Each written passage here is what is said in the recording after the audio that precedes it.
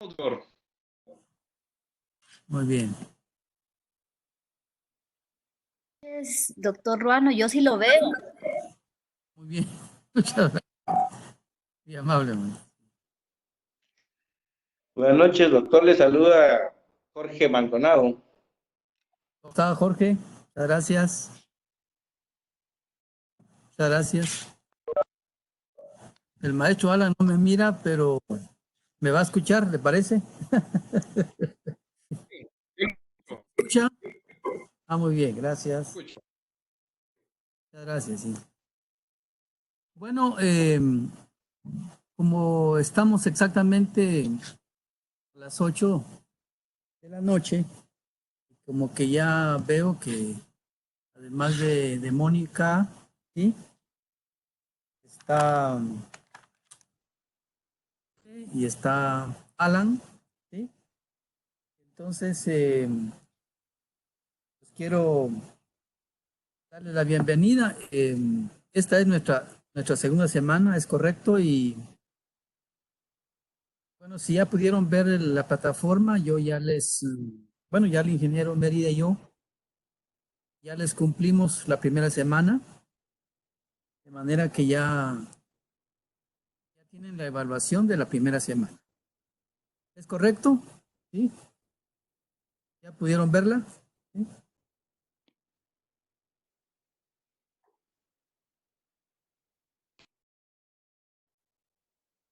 Y si no la han visto, entonces quizá más tarde lo puedan hacer. Bien. También ya veo que está ahí Ruth Fabián. También está Cintia Alvarado, Douglas Guerra, Mario Chocoy y Alan, que se desconectó ahorita, va a volver a conectarse, ¿no? Ahí está. Ahí está Alan, sí. Bueno. Entonces, muchas gracias. Buenas noches. Iniciamos nuestra sesión, una videoconferencia. Y bueno, yo disfruté mucho sus comentarios sobre esta mentalidad holística que nos invita al curso, nos invita a integrarla a nuestras vidas, ¿verdad? O sea, es bueno, claro, contestar, leer, pero lo mejor es integrarlo a nuestras vidas porque es como un conocimiento integrativo que se llama integrarlo a nuestras vidas. También disfruté el trabajo que hicieron sobre la pregunta ¿hay ciencias para gobernar? Me gustó mucho y quiero pues comentarles, me gustó mucho cuando hay comentarios personales sobre las preguntas, respuestas que dan. A mí me gusta mucho leer los comentarios personales. Es una manera que nosotros estamos interlocutando con el autor y con la lectura. Recuerden que son lecturas muy condensadas. Estos son libros más grandes, pero se busca más bien a estas alturas tener una visión más resumida. Bueno, y también el examen. Así de que hoy comenzamos con 2 lecturas. Yo se las envié al chat. Hoy en la semana tiene que ver con los famosos 12 problemas de la práctica horizontal. O sea, ¿qué significa horizontal? Que no siempre los que venimos de diferentes disciplinas nos lo dieron, o sea, no se les olvidó en la universidad. Hay necesidad que nosotros también lo integremos a nuestras vidas. Se llama práctica horizontal, o sea, práctica horizontal. Es para todas las disciplinas. Y la segunda lectura que tiene que ver con el liderazgo, la gobernabilidad y la capacidad de gobierno es lo que vamos a hablar hoy. Bueno, voy a comenzar. ¿Por dónde decirles por qué es importante repasar esos 12 problemas de la práctica horizontal? Con el número 1, que dice que hay que comprender la realidad desde adentro, que uno es un actor, que está en un juego social, donde hay una producción social, donde hay una acción social, o sea que los actores producen jugadas, hay acciones sociales y hay una situación, hay actores que hay que leer, porque los problemas sociales obedecen a una dinámica de actores. Y entonces ahí dice que es importante comprender la realidad desde adentro. La cultura nuestra muchas veces es tener mucha información de afuera. Yo ya sé cómo está la situación, decimos, ¿verdad? ¿Y por qué? Es que fulano me lo contó. Sí, pero ¿quién le contó? ¿Qué actor le contó eso? Depende quién se lo cuente. Porque el actor produce socialmente, el actor genera un juego social y una acción social. Es que yo tengo clara la situación. Sí, pero ¿quién se lo dijo? Ah, bueno. Eso quiere decir que hay alguien que se lo está contando. Tengan cuidado con quien le cuente porque a lo mejor le dan cuento, ¿verdad?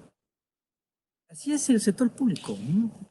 A veces cree uno que porque está en el centro y tiene mucha información, el centro estratégico, y mucha información, tiene mucha información, pero a veces no es la información. Solo es la información de un solo sector, una sola lectura. Entonces, comprenda la realidad desde adentro. Hay una metáfora, hay una parábola hindú muy famosa. Dice que había un grupo de ciegos, eran ciegos sabios, imagínense sabios, que les pusieron a tocar un elefante en diferentes partes del cuerpo del elefante y cada uno interpretó de diferente manera qué estaba sintiendo. De manera que uno de ellos tocó la rodilla del elefante y él dijo que el elefante era como un árbol. Él lo tocaba. Entonces, el elefante es como un árbol. Imaginaba un árbol. El otro le tocó el lomo, o sea, la espalda, toda la espalda, y dijo, bueno, el elefante se parece a una pared. Es una pared. El otro le tocó el colmillo. Y entonces él dijo, no, el elefante es como una lanza bien afilada. El otro le tocó la trompa retorcida que tiene el elefante y dijo, no, es que este elefante se parece a una serpiente. El otro le tocó la oreja, la gran oreja del elefante, y dice, no, el elefante se parece a un gran abanico. Y el último le tocó la cola. Y él dijo, bueno, realmente el elefante se parece a una soga, a un lazo. Cada quien tiene interpretaciones diferentes de la realidad. Comprender la realidad desde adentro es acercarse al actor que la está viendo. Yo soy el observador, pero trato de acercarme a quién la está viendo y por qué la está viendo, cómo la está viendo, desde dónde está viendo, desde qué enfoque paradigma, desde qué marco referencial. La ciencia convencional, ahí está Alan, gracias. La ciencia convencional nos acostumbró a que nosotros tuviéramos esa certeza de los conceptos. Creemos que podemos ver la realidad, o si no, explicar la realidad, incluso transformar la realidad. Pero ya siendo más humilde, lo que tenemos es una interpretación de la realidad. Lo que tenemos es un marco referencial. Es un marco de referencial. Si yo soy, ¿de qué origen soy? ¿De qué origen social, político, económico, cultural, etcétera, etcétera, religioso? Tengo un marco ideológico. Ese es mi marco referencial con lo cual leo la realidad. Y es injusto y es violento que yo obligue a los demás a ver la realidad como yo la miro. Entonces, ¿qué significa eso para el sector público? Que nadie tiene la verdad absoluta. Hay que hablar sobre los problemas sociales. Hay gente que no ni siquiera discute el problema, sino de una vez la solución. Es que la solución no son las vacunas, no, pero hablemos del problema. La solución es estas vacas, pero hablemos del problema. La solución, no, pero hablemos del problema. No. La gente habla de la solución. Hay que hablar del problema, porque el problema tiene diferentes dimensiones, interpretaciones. Bueno, Ya les conté también en su momento el famoso mito de la caverna, ya es más de 23 siglos, se refiere a Platón, ese señor de hace 23 siglos que ahora lo están retomando mucho, había estado olvidado, por cierto, pero este señor es un personaje no solo en Grecia antigua, sino que cuando él dijo el mito de la caverna, no solo puso la alegoría, en el sentido de que habían unos hombres encadenados frente a una pared y atrás había una fogata, era una cueva, entonces ellos lo que miraban eran nada más las sombras de los que pasaban atrás de ellos y que a través de la fogata se reflejaba su sombra en la pared. Uno de ellos escapa, sale de la cueva y empieza a ver la superficie, empieza a ver lo que nosotros miramos, por lo menos el mundo físico, que no siempre miramos el mundo no físico, el mundo invisible, pero el mundo físico ahí está. Regresa a la cueva, le cuenta a sus amigos y los amigos le dijeron que estaba loco. Pero en todo caso, lo que Platón dice es que todo lo que vemos es una ilusión. Todo lo que vemos apenas es una sombra. O sea, que quiere decir que nosotros tenemos un velo en nuestra mente condicionada. Así dice Krishnamurti, famoso, famoso hindú que murió en Estados Unidos en 1985. Todos estamos condicionados.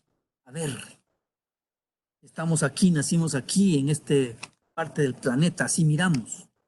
Pero si veo nací en otra parte del planeta, así miramos. Si fuimos formados como abogados, así miramos. Como administradores, como filósofos, como politólogos, como comunicadores, como auditores, como economistas, así miramos. Entonces tenemos ahí encuentran un sentido cuando el otro contemporáneo, no tan contemporáneo, pues de Platón, Sócrates dice, la mejor manera de conocer es una actitud totalmente infantil. O sea, yo solo sé que no sé, yo solo sé que no sé nada. ¿Qué significa? Quitarme todo eso, todo aquello que me enseñaron. Tengo que llegar a un doctorado para empezar a replantearme muchas cosas en mi vida. Eso se llama reaprender o desaprender, creo que llaman.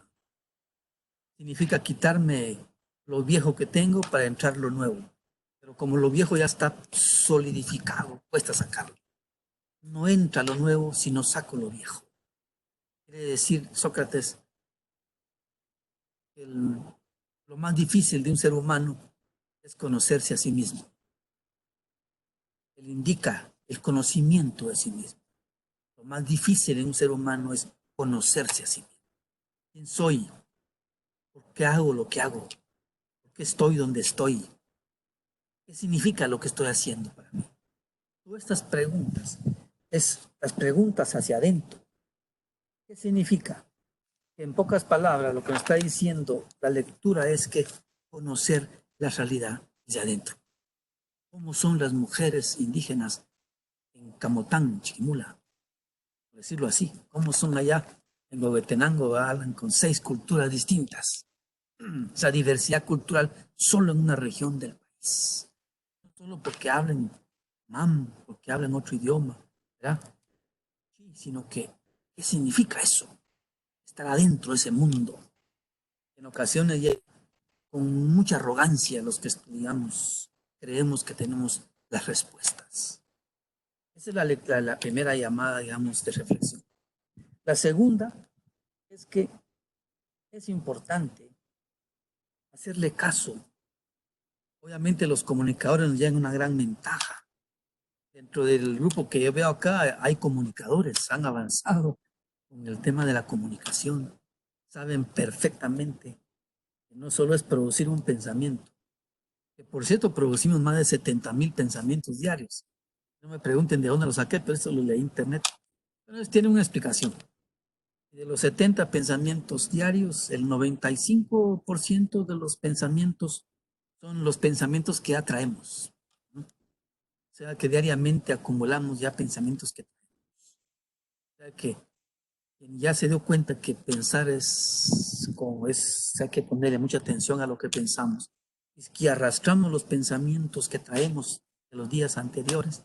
Solo el 5% del pensamiento son conscientes.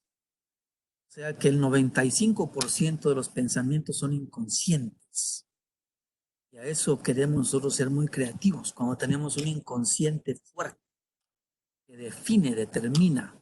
El famoso psicólogo alemán Gustav Carl Jung habla del inconsciente como el destino. ¿Quieres saber tu destino? Estudia tu subconsciente, el hombre del subconsciente. Bueno, en todo caso, dice el lenguaje, el pensamiento, el uso del lenguaje, quien habla en lo público, quien hace un discurso, quien proyecta quien proyecta un plan, una idea, su pensamiento, hacerle caso a la red de comunicación en una organización. El éxito de una organización depende de la red de comunicación. Eso que se habla entre la gente, eso que se habla en ayuda de memorias, en guías, todo eso, la red de comunicación, explicarle un elemento importante. Tener uno como funcionario público siempre presente la explicación, la comunicación. O sea, el resto de gente en todos los niveles en una organización deben tener bien claras las reglas del juego. Comunicar siempre. Nada es comunicar. Entonces, dice la lectura que las palabras no solo dicen, sino hacen cosas. Las palabras hacen cosas. O sea, ¿qué significa? Aumentar en nosotros la competencia lingüística, la competencia comunicativa o el poder comunicativo. O sea, y ahí tenemos demasiadas anécdotas de presidentes que ni siquiera previo a hablar, ¿verdad? ¿Sí? Simulan lo que van a hablar. Lo que hablan genera acciones muy fuertes. Nosotros también hablamos a veces por hablar, sin darnos cuenta de que estamos reproduciendo, repitiendo cosas. Entonces, me recuerdo una anécdota que leí en un tiempo, que había un hombre sabio, siempre en la India, le gustaba salir a caminar 2 horas. Otro amigo vecino le dice, ¿te puedo acompañar? Sí, con una condición, que en la montaña no hablemos, todo el mundo en silencio. Tú y yo en silencio, perfecto. Entonces salían a caminar. Luego un amigo del amigo llegó a visitarlo y el otro amigo le dijo, mira, ¿será que puedo llevar a mi amigo? Él está aquí 3 días. Bueno, está bien, pero con una condición, que no hable. Entonces ya fueron a la montaña y a la hora y media el amigo del amigo que llegó a visitarlo dijo y miró al cielo y dijo, qué lindo día hoy. Terminaron la caminata, terminó y le dijo el sabio, le dijo al amigo, al vecino, mañana ya no traes a tu amigo. ¿Por qué? Le dijo. Es que habla mucho, que habla mucho. O sea, muchas veces es mejor, ¿eh? Como dicen los chinos, en boca cerrada. Bueno, uno es dueño de lo que calla, y esclavo de lo que dice. Bueno, lo que sí, la invitación de la lectura es, entonces, lo que decimos sí tiene mucho, mucho, mucho impacto. Decimos, nosotros somos 70% de agua, la vez pasada lo mencionábamos. Si uno le dice a un niño, a un bebé, le dice palabras amorosas, graba en todo su cuerpo esa información. Pero si uno de alguna vez está enojado o molesto y le dice a sus hijos algunas palabras groseras o a sus colaboradores en la oficina o a quien sea, uno está grabando información negativa. Incluso uno percibe esa información. Por eso necesitamos desintoxicarnos. Uno cree que solo es de bañarse, porque claro, así es las reglas del juego, bañarse. Pero no solamente es el cuerpo, tenemos un cuerpo físico, un cuerpo mental, un cuerpo emocional, un cuerpo energético, un cuerpo espiritual. O sea, es una visión holística del ser humano. En la otra reflexión que decía es que también veamos que los problemas son cuasi estructurados. Es la tercera reflexión del problema horizontal. Los problemas son cuasi estructurados. ¿Qué significa? Que hay una explicación sistémica. Algunos de ustedes lo comentaron en los foros.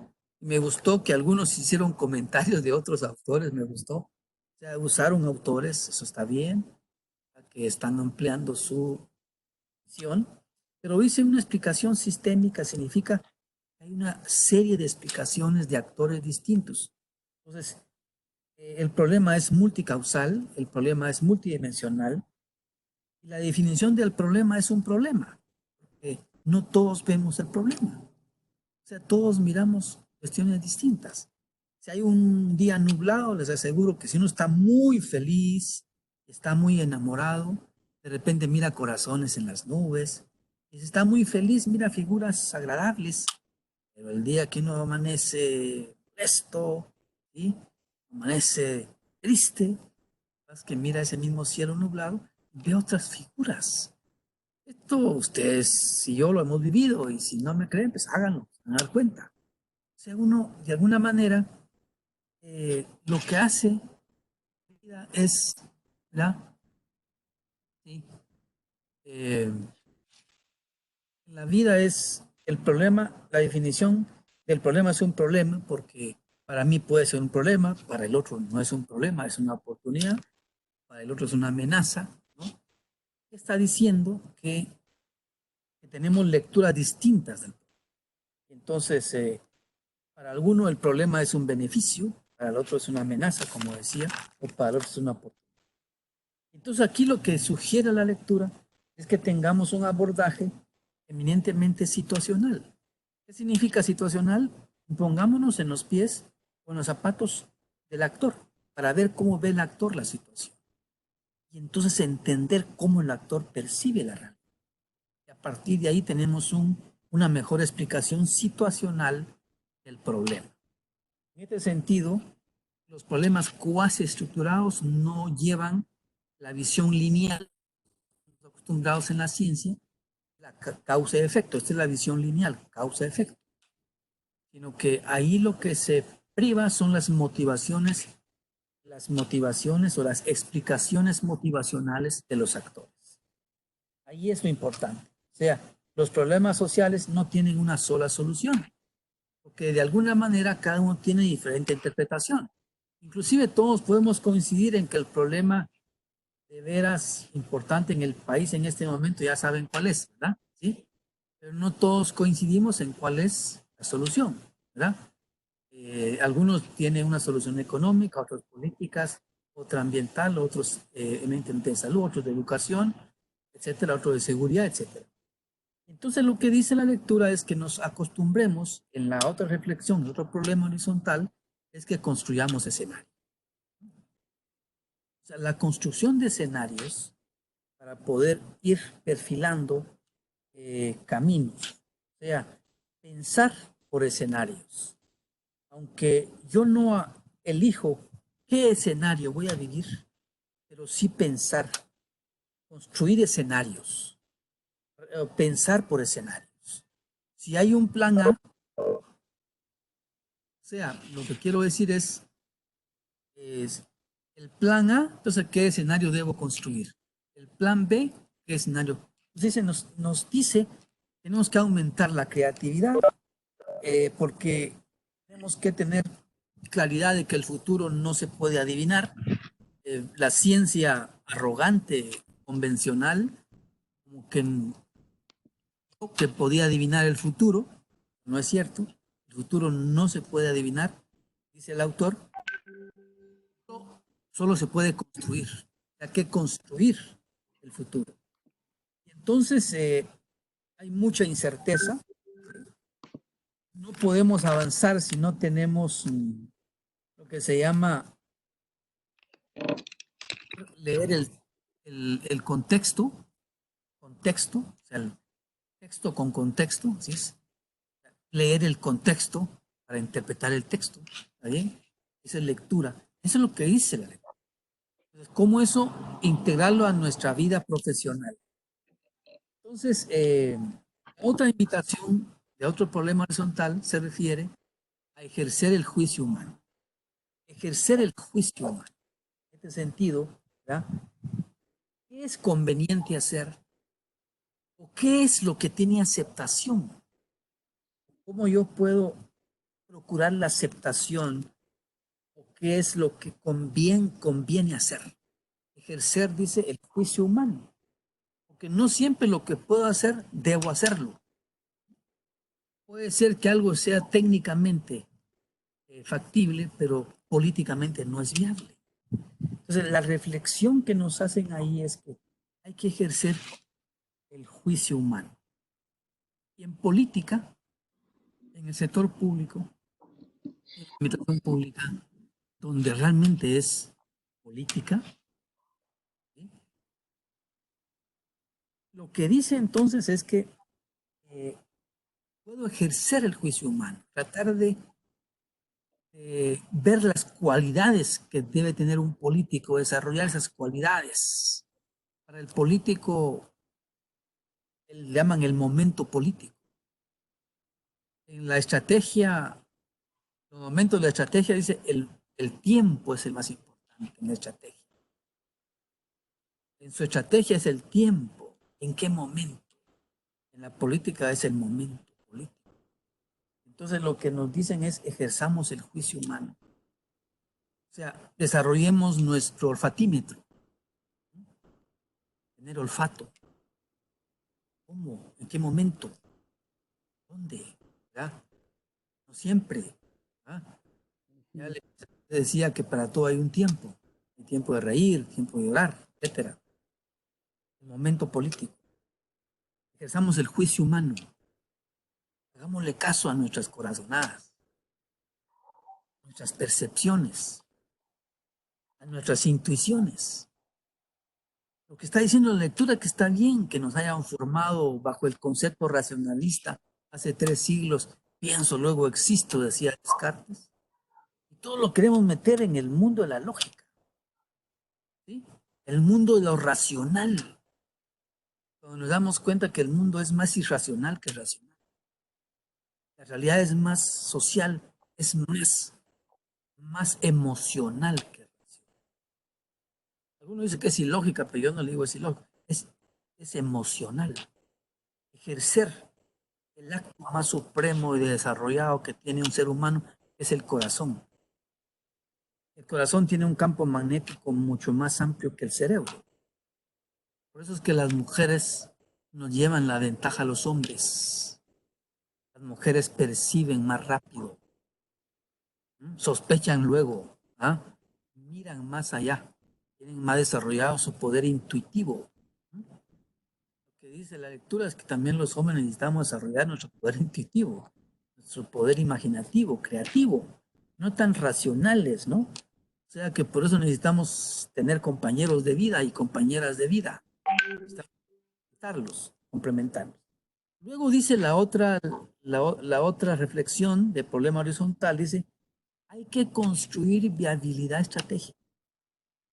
O sea, ¿por qué? Porque en el sector público, los problemas públicos, en el Estado, en la administración pública, todo hay que crearle viabilidad estratégica. O sea, todos los días hay que crear viabilidad. Cada día es diferente. En ese sentido, nosotros nos enseñaron de que hay que estar seguro de todo, estamos seguros, de que tenemos certeza. Y las sociedades han creado mecanismos. Por ejemplo, creó el matrimonio, porque como el amor es incierto, si permanece en el tiempo, crearon el matrimonio. Y alguien firma el acta, el matrimonio ya está seguro, ¿verdad? Y cree que ya estuvo y fue feliz para siempre. Porque el amor es algo que se va conquistando todos los días y se puede perder. Si uno en la mañana con amor, en la noche puede perderlo. El mundo es incerteza, es incertidumbre. Y entonces hay que tener permanentemente la idea de construir viabilidad. O sea, hay que hacer análisis estratégico. Hay un estratega francés que, por cierto, era un general de apellido Clausewitz. Él indicaba que su mejor estrategia, en el momento que toca la realidad, se transforma en la estrategia. Una vez que toca la realidad, hay que adaptarse a la realidad. No pensar que tengo el plan y el plan que tengo, ese, por cierto, tiene que funcionar. O sea que ese complejo de Procusto, que se llama el complejo de Procusto en la planificación, que significa que uno quiere por fuerza que la realidad se plan. Procusto tenía un hotel y como la gente que llegaba era muy grande y él tenía camas chiquitas, yo le cortaba un pedazo de pierna a la gente para que pudiera acostarse en sus camas pequeñas. Es una alegoría, ¿no? Es el complejo de Procusto, se llama eso en planificación. Miren ustedes que en el Estado, en el gobierno, en el sector público, tenemos ese complejo por todos lados. ¿Ah? Y todo el mundo quiere que nos ajustemos a, a su plan, cuando la realidad es distinta. Hace un mes la realidad del Estado y la sociedad era distinta. Ahorita es distinta la realidad. Pero los planes, ¿usted cree usted que los adaptan? No, me siguen siendo tan rígidos. ¿No? Entonces no hay, digamos, esa habilidad de construir y habilidad todos los días a un plan incierto. Hay que lidiar, o sea, convivir con las incertezas y las sorpresas. Ese principio de causalidad, causa-efecto, como el principio del determinismo que hablamos la última vez, ese principio de que el determinismo genético, por ejemplo, influyó mucho en la medicina, y todavía lo escucho yo cuando las personas dicen, no, es que con mi abuela tuvo diabetes, es que eso ya es hereditario. Dice. Las enfermedades que traemos son hereditarias. Es el determinismo genético, ¿no? Pero ahora, tanto Bruce Lipton como otros médicos famosos dicen que además de la genética está la epigenética. Hay que estudiar la epigenética. ¿Qué significa? Que las emociones producen enfermedades. ¿Ah? Las emociones producen curaciones. ¿Ah? La epigenética. Ahí está el efecto placebo, el efecto nocebo. Bueno, podemos incluso hablar 2 horas de esto, pero no es el tema.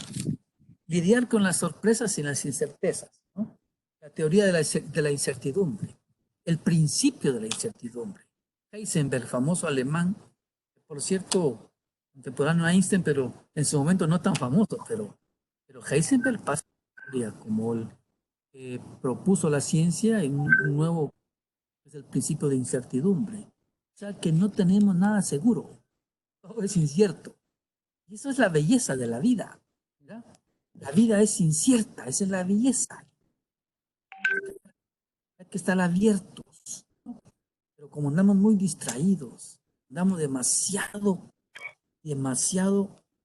imbuidos de pensamientos y preocupaciones, y ya ni sentimos el aroma de las flores, ya no sentimos el aroma del romero o de la ruda, ya no sentimos el olor de los árboles, que andamos totalmente preocupados a ver en qué cosa, ¿no? O si no, estamos fuera de nuestro cuerpo, nuestra mente está fuera. Cuando estamos desayunando, estamos pensando, ahora saber qué pensamos, que ya no estamos saliendo, ¿verdad?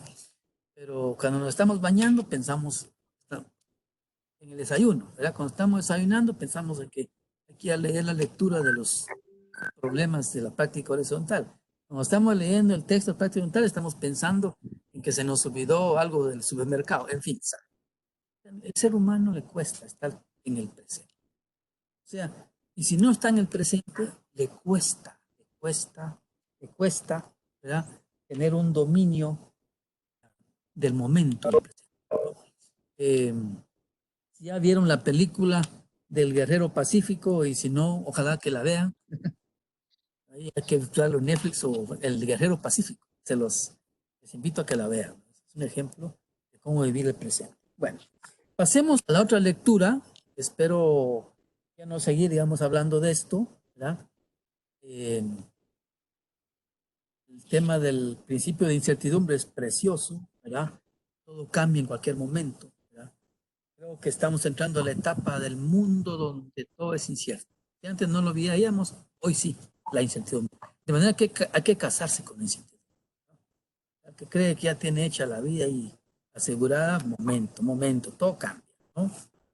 Por lo tanto, como un mundo es incierto, lo que hay que hacer es no perderse uno, buscarse a uno mismo y seguir uno mismo, reencontrarse uno.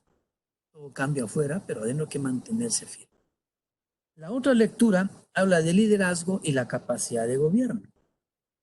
Entonces, en esa lectura, la invitación es que pensemos en un tren. El número uno dice, pensemos en el liderazgo, pensemos en la gobernabilidad y pensemos en la capacidad de gobierno. O sea, cuando estamos en el sector público, pensemos en ese triángulo. Si estamos en una institución donde trabajamos, pensemos en ese triángulo. Se requiere gobernabilidad para poder avanzar. O sea, la gobernabilidad es del actor, es de la institución, es de usted, es como persona. La gobernabilidad es del Estado. La gobernabilidad es del poder del Estado que se llama Congreso, o del poder municipal, o del poder ejecutivo. La gobernabilidad es al actor.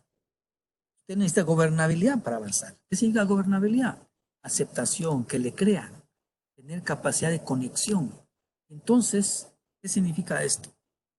Entonces, hay necesidad de ir construyendo gobernabilidad y no perderla.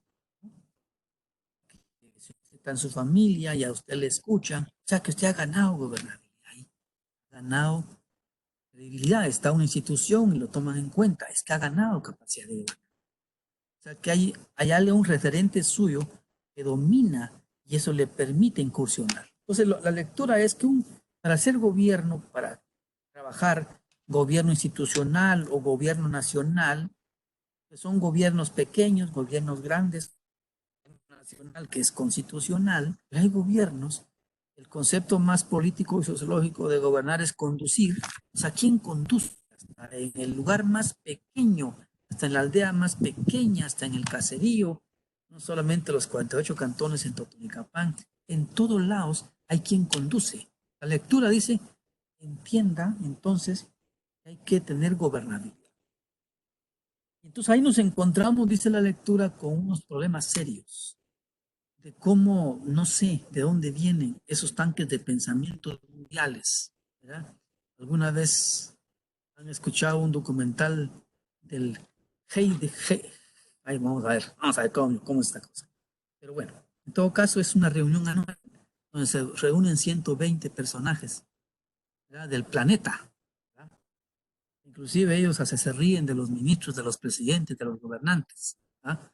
Ellos definen estrategia, definen política planetaria, ¿no? Ahí llegan personajes que ni son de la vida pública, pero que son ellos los que ponen y quitan presidentes. Ellos definieron hace unos años que había que crear corporaciones económicas más fuertes que los estados, ¿ah?, donde los estados los gobiernos tienen menos poder. Entonces ellos imponen, ellos ponen y quitan, incluso definen estrategias, ¿ah? 3 años antes discuten allí para poder garantizar los negocios de ciertos grupos en Estados Unidos, era necesario que Canadá hubiera un debate para que se dividieran los de habla anglosajona y los habla francesa, ¿ah? Y a los 3 años estaban discutiendo esa división del país, imagínense cómo inciden en el mundo. Bueno, no sé por qué lo mencioné, pero lo que estoy diciendo es que ellos tienen estrategias más, ¿verdad? No les interesaba los estados nacionales, porque el estado nacional es como el sentido de pertenencia, ¿verdad? Entonces ellos, opositores a los estados nacionales, metieron ideas dentro del estado que nos ha afectado y seguimos con ese lastre fuerte. Dice que nos metieron el concepto de cliente en el estado, el concepto de cliente en el sector público. Entonces, en este sentido, hablamos de cliente en el sector público cuando el concepto real es ciudadano. Es el ciudadano. El ciudadano es de derechos, no es el cliente es algo que me compra, me vende, pero es que eso no es así. Y hablamos de la hora del clientelismo político, es una deformación dentro del concepto de Estado. No es así como que se trabaja. Luego nos metieron la idea de que es un negocio, ¿no? Y un negocio rentable. Entonces hacen de la política un negocio. Y la política en su origen es noble, la búsqueda del bien común, ¿verdad? La posibilidad de hacer posible lo imposible, la capacidad de reconstruir juntos un plan y poderlo implementar, ir todos juntos en una dirección. O sea, la política es bella como ciencia, pero decir que la política es un negocio es una deformación. Además, ver la lucha política como que la lucha de mercado, competir por mercados y competir en la política se convirtió casi lo mismo. Y a partir de ahí el financiamiento de la política. Miren, esto es tremendo. No salimos y eso deteriora el trabajo público. Tenemos que estar conscientes de eso, que la eficiencia, eficacia social no es igual que la eficiencia y eficacia económica. O sea, puede haber mucha eficacia.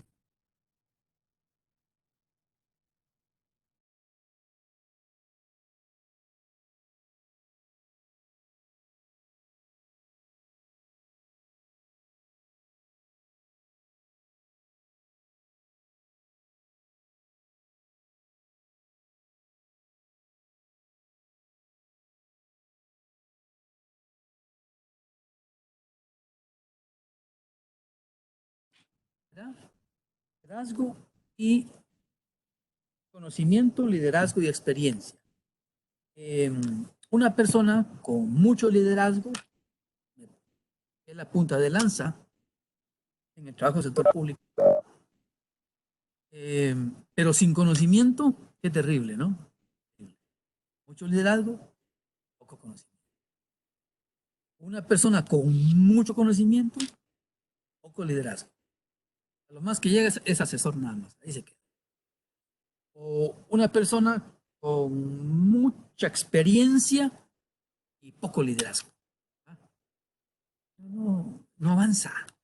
Lo que está diciendo la lectura es cómo poder nosotros combinar liderazgo, experiencia, conocimiento. ¿Verdad?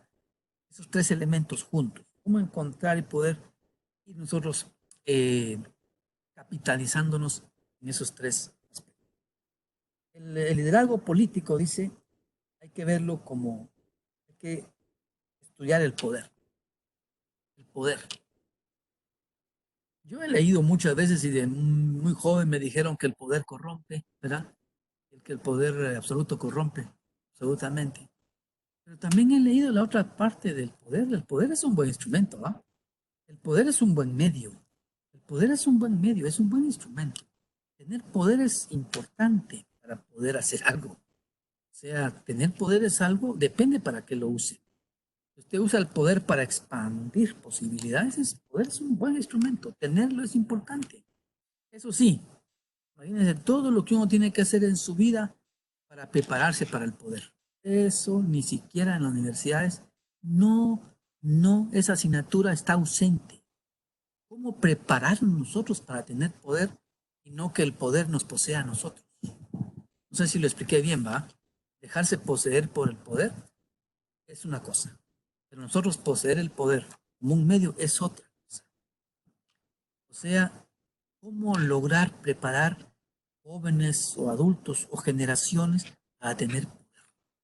Tener poder es una gran responsabilidad. Para tener poder se requiere que uno se conozca mucho a sí mismo. Es mejor darle poder a quien ya se conoce. Por eso los mayas hablan de los ciclos de la vida. El Bactún, por ejemplo, pero ellos hablan de varios ciclos. Hay un ciclo en un ser humano donde ya tiene una conexión directa entre su corazón y su cerebro. Ese es el momento de tener poder. ¿Verdad? Sí. Pero darle poder a alguien. Por eso las instituciones se parecen a las personas que las gobiernan, a las personas que las operan. Así como son las personas, así son las instituciones. Las instituciones no son solo normas, computadoras, no son solo manuales, procedimientos, son las personas. Así como son las personas, así son las instituciones. Por lo menos yo lo que me queda me queda de vida, yo siento que por ahí hay que irse, hay que transformarse uno, hay que transformar a las personas, comenzando con uno, ¿verdad? Tal vez de repente uno puede transformar a alguien, pero les aseguro que tampoco es la ruta. Quien lucha por transformar a alguien como que agarró la ruta equivocada.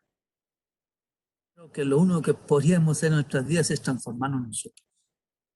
Y una vez que nos transformamos nosotros, de repente incidimos en nuestros hijos o nuestros amigos, en nuestro entorno. Y entonces, en este sentido, el liderazgo político, el líder político, o sea, el liderazgo político, los políticos tienen eso, capacidad de interpretar los problemas, capacidad de interpretar las aspiraciones ciudadanas. Un buen líder tiene eso, esa capacidad. También capacidad de conmover.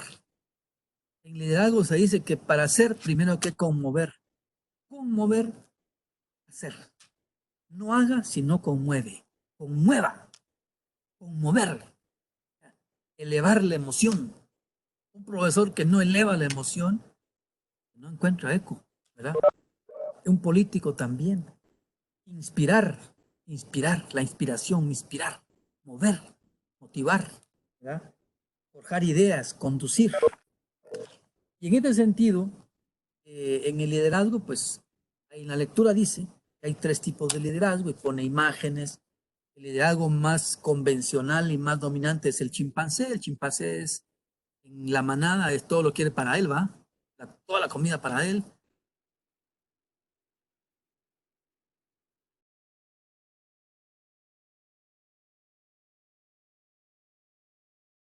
Que es el modelo maquiavélico, es el fin justifica los medios, ¿verdad? Y luego está el modelo Gandhi o el modelo Mandela, es el modelo de liderazgo por cooperación. Por supuesto que no le pregunta a las personas, lo que quieren es un liderazgo de cooperación, es lo que más quiere la gente. Solamente no siempre, no siempre se encuentra, ¿no? O sea, el liderazgo de cooperación, pues en un contexto de confianza, una estrategia de seducción, de persuasión, de transparencia y convencimiento. Lo que busca es el acuerdo, lo que busca es convencer, coordinar. Estoy yo, también está el otro, están los otros, hablemos. Y luego la figura dice que es el baile. Puede ser un tango o un baile, como quieran, pero es de dos. El otro modelo maquiavélico, hay una especie como de lucha permanente, desconfianza. ¿Se recuerdan ustedes que Maquiavelo escribió dos libros famosísimos? Bueno, varios, pero dos famosos. Todo el mundo de repente ha leído El Príncipe de Maquiavelo, ¿ya? Pero muy pocos han leído, por ejemplo, los discursos de Tito Livio de Maquiavelo, que es otra visión más democrática. En todo caso, el modelo maquiavélico es de oposición, de choque, mediación de fuerzas, protesta permanente, reclamos permanentes, una contradicción, engañar, ocultar, y no hay transparencia, imponer la mayoría por la mayoría, vencer al oponente, o si no, o eres mi amigo o eres mi enemigo, es una visión muy dicotómica. Luego pues, lo que se juega ahí es el ajedrez. El otro liderazgo es el liderazgo puramente chimpancé, que es la confrontación violenta. Ahí la violencia, la animosidad, la amenaza, la intimidación, eliminar al otro, imponer a la fuerza, doblegar, eliminar. Ahí también el elemento es enemigo, el enemigo. Luego el boxeo como figura. Finalmente dice, hay que fortalecer la capacidad de gobierno. O sea, la capacidad de gobierno es tan importante porque sin equipos, sin instituciones fuertes, sin reglas del juego, sin eh, pericia en los equipos, la formación continua, la educación permanente, eso de tener gente pero preparada en los cargos que desempeñan, ¿no? No se vale improvisar. La capacidad de gobierno es vital. Ahorita ante esta situación que estamos viviendo, los gobiernos de la región, ¿verdad? Tienen un reto, su capacidad. ¿Qué capacidad tenemos como sociedad y como gobierno y como Estado? No solo es cuestión del Ministerio de Salud Pública, es realmente una responsabilidad de todos. Entonces, en este sentido, pues yo pues, quiero que ustedes me corrijan un poco, me den observaciones, no me hagan caso, por favor. Yo nada más introduzco ideas. Eh, de alguna manera son contenidos que a mí me llamaron la atención, me impactaron y bueno, y tengo la oportunidad ahorita de compartirlos. La Universidad Galileo me da el espacio. Yo es la única universidad ahora donde yo ejerzo docencia, porque por otro lado no ejerzo docencia, sino que hago más gestión académica, ¿verdad? Entonces,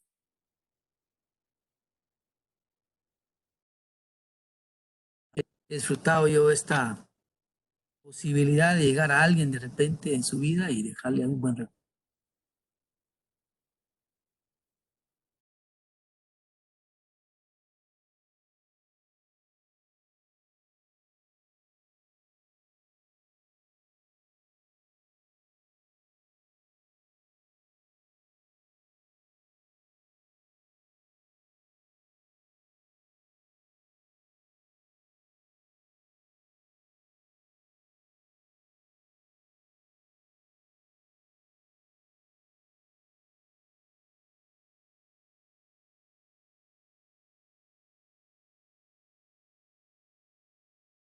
¿Me está escuchando, Alan?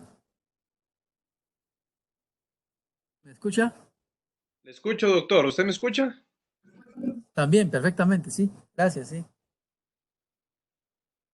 Escuché la pregunta. Sí, si quieren algo que comentar o preguntar o aclarar, ¿sí?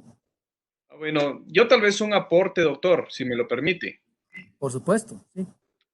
Creo que ha sido muy valioso, pues, su conceptualización en el manejo del poder. Y lo estoy tratando de vincular respecto a ese gran dilema de la incertidumbre, porque los seres humanos vamos acumulando conocimientos, experiencias, pero también ese marco de incertidumbre a veces depende de la lógica del humano para tomar las decisiones en el momento que hay que tomarlas. A veces es muy difícil reflexionar o ir a la teoría porque la variable tiempo no lo permite o porque los actores son diversos, los intereses son diversos, entonces la capacidad de reacción para alguien que tiene la facultad de tomar decisiones es un poquito más compleja. Entonces quisiera valorar realmente pues esa explicación que nos ha dado usted sobre el manejo del poder, cómo poder asimilarlo, pero también entiendo perfectamente ese gran marco de la incertidumbre y para eso pues creo yo que los autores que usted nos ha citado nos pueden ayudar mucho para poder tener diferentes enfoques, diferentes criterios para abordar esa realidad, como muy bien usted ha dicho, desde adentro, ¿verdad? Porque aquí uno tiene las posibilidades de asimilar directamente las causas y los efectos, pero también creo yo que la conceptualización del tomador de decisiones para poder tener esa visión holística y trasladar una decisión para el bienestar común, en este caso de una sociedad, pues debe ser una cualidad que debiésemos de fortalecer para quienes estamos interesados en el ejercicio de la administración pública o simplemente incursionar en ese gran ejercicio político de manejo del poder. Así que valoro sus conocimientos, doctor, y como siempre, muy acertados. Muchísimas gracias. Pues en la toma de decisiones hay dos paradigmas fuertes. El más, eh, por decirlo así, propagado es el que uno requiere mucha información para la toma de decisiones. Entre más información tengo, tomo mejores decisiones. Ahora está el paradigma que entre más información tengo, más difícil me es tomar decisiones. De hecho, los sistemas se saturan y se bloquean o se, ¿verdad? Con tanta información se bloquea. Nosotros producimos más de 70,000 pensamientos diarios y necesitamos ir a dormir para poder limpiar, ¿verdad? Y amanecer frescos el siguiente día. Cuando estamos aturdidos en la noche no sabemos ni cómo tomar decisiones, ¿verdad? Estamos tan apretado todo que no tenemos mucha creatividad.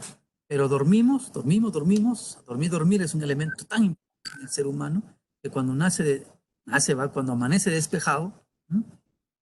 Inmediatamente se le ocurren cosas. ¿Qué significa? Que uno necesita despejar la información que tiene para poder ver lo nuevo. Entonces, mire cómo es interesante los paradigmas. O sea, incluso hacerle caso a las intuiciones, emociones, para poder tomar decisiones. Eso es interesante. O sea, cómo desarrollar una habilidad para identificar aquello que es lo que conviene hacer. Bien. Entonces, gracias por su intervención, Alan. Veamos si tienen otra reflexión ahí también. Eh, ¿Ya? Está muy distribuido el grupo, por cierto, ¿no? Vamos a ver. Bueno, yo también sé que...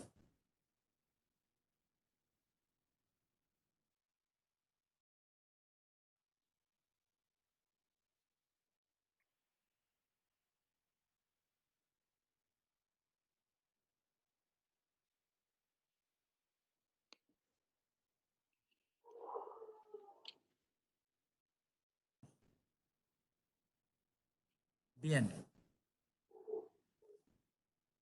Alguien que se anime. Entonces, vamos a ver, estas lecturas que les he puesto ahí son libros enteros. O sea, de repente pueden conseguir el libro como líder Líder sin Estado Mayor es un libro. Tengo entendido que no se encuentra todavía aquí en las librerías, es más en Chile, ¿verdad? Pero hay otros libros, por ejemplo, encontraron ustedes ahí el PES, pero PES significa planificación estratégica situacional. O sea, que ponen el PES, pero significa eso. Lo que dice es que la planificación nace en el ámbito privado, luego le ponen el apellido estratégico, planificación estratégica, que nace también en lo privado, luego se va a lo público, y ahí se llama planificación estratégica pública, que no es la misma en el sector privado. Luego, en lo público, el autor, que es chileno, él indica que hay que agregarle planificación estratégica situacional. Entonces, ahí es el actor en situación. Hay que entrar a la situación del actor. El análisis situacional. En este sentido, nosotros somos 100% objetivos cuando damos exactamente la interpretación del actor. Miren cómo en las ciencias sociales la objetividad es distinta a las ciencias exactas. Las ciencias exactas lo que nos piden es que nos alejemos totalmente de lo que observamos, ¿verdad? Y entonces, experimentos, observaciones, pero en el mundo de lo social es otro esquema. La lectura dice que los actores tienen valores, tienen principios, tienen ideología. Usted sabe que uno no puede ir a la farmacia a traer una dosis de honestidad. No existe un laboratorio donde uno pueda ir a procesar valores, ¿no? Eso es lo complicado a veces, cuando uno viene de las ciencias exactas al mundo social, ¿no? Creer que el mundo social, a veces hay gente que cree que es pseudociencia, que no es ciencia, ahí se va, ¿sí? Que no es científico, ¿va? Yo diría que no es científico convencional, que es otra forma de ver problemas conociendo actores, de lo cual no avanzamos, ¿no? O si no hacemos como que hacemos, pero no hacemos. El sector público invierte mucha plata en ocasiones, un montón de proyectos, pero no logra el impacto, el objetivo, resultados. Y gobernar es resultado, dice la lectura, ¿va? No importa si el gato es verde o si es blanco. Quien dice no importa si el gobierno sea de izquierda o de derecha, ¿va? Lo importante es resultados. No hay descalificarse por ideología política. Entonces, en ese sentido, la importancia que tiene la administración pública. Entonces, yo siento que ya estamos llegando al final de la sesión. Quiero agradecerles su tiempo y invitarlos, continúen con sus lecturas de esta semana, su tarea, foro, ¿verdad? Y también su examen, que ya saben que los exámenes, tengo entendido como que le dan solo un tiempo